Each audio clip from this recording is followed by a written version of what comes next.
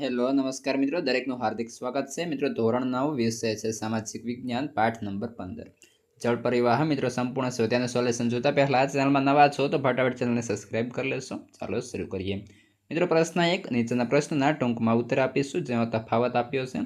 હિમાલયની નદીઓ અને દ્વીપકલ્પની નદીઓનો તફાવત આપણે જણાવવાનો રહેશે. તો જોઈએ હિમાલયની નદીઓ.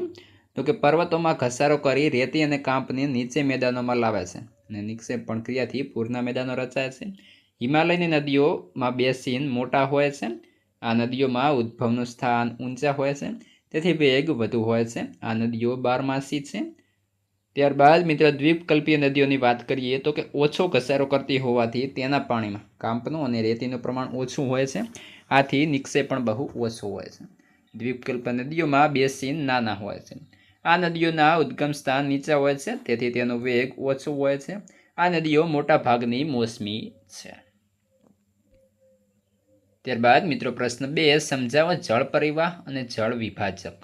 તો જળ પરિવહન એ શબ્દ એક ક્ષેત્રની નદી તંત્રની વ્યવસ્થિત પ્રણાલી માટે વપરાય છે.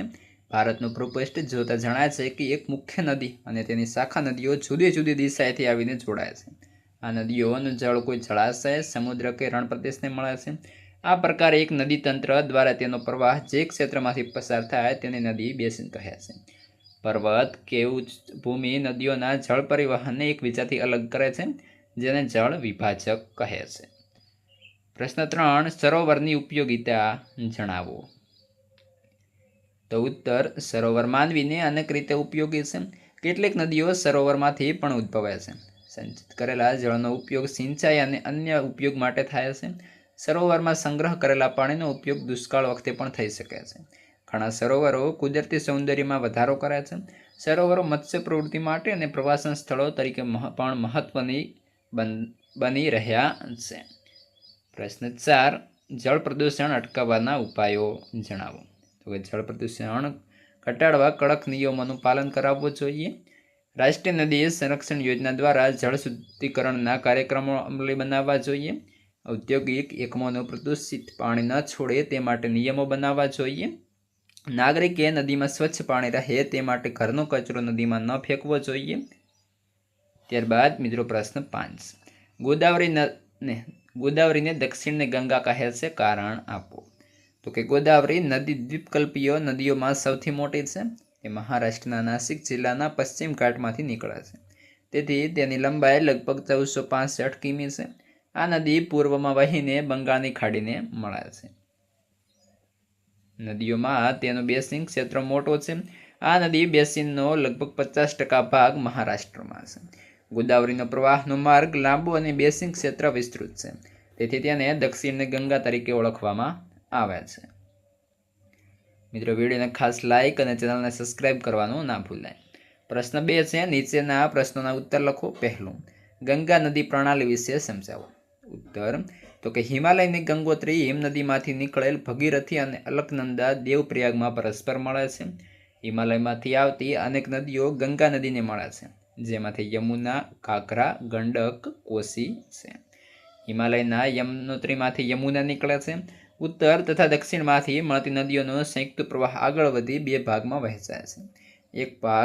એક ફોટો બાંગ્લાદેશમાં પ્રવેશે છે, તેને પદ્માના નામે ઓળખવામાં આવે છે, જ્યારે બીજો ફાંટો પશ્ચિમ બંગાળમાં ભગીરથી હુગલી નામે ઓળખાય છે. આ બંને પ્રવાહો બંગાળની ખાડીને મળે છે.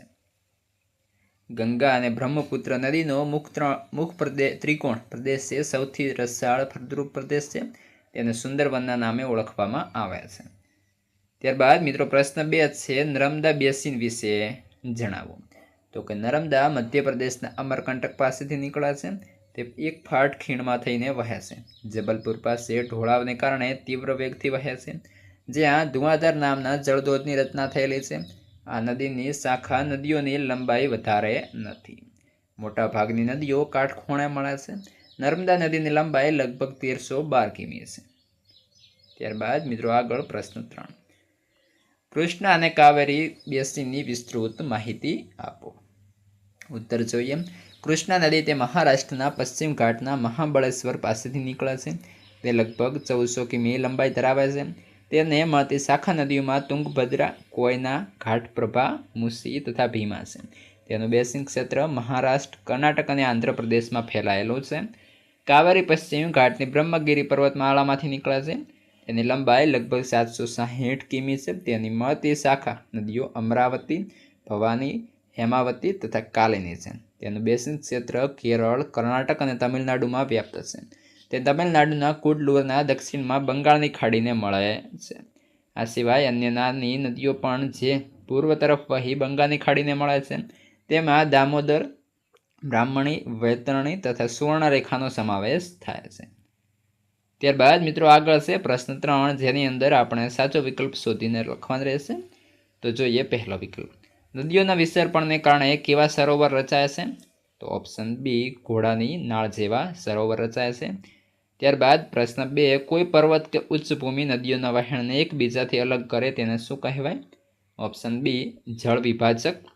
3, નીચેનામાંથી કઈ નદી દ્વીપકલ્પીય નથી? તો ઓપ્શન સી, કોસી નદી.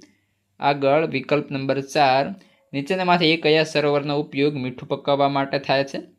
સાંભર સરોવર. તો મિત્રો સાંભર સરોવર ક્યાં આવેલો છે? તમારે અવશ્યપણે કોમેન્ટ કરવાની રહેશે. 5, ગંગાને મળતી મુખ્ય નદીઓ કઈ છે?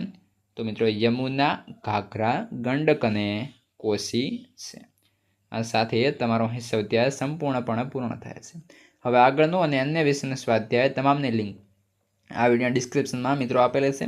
ત્યાંથી તમામ સંપૂર્ણ લિંક્સ મેળવી લેશો અને તમારા મિત્રોને પણ શેર કરશો.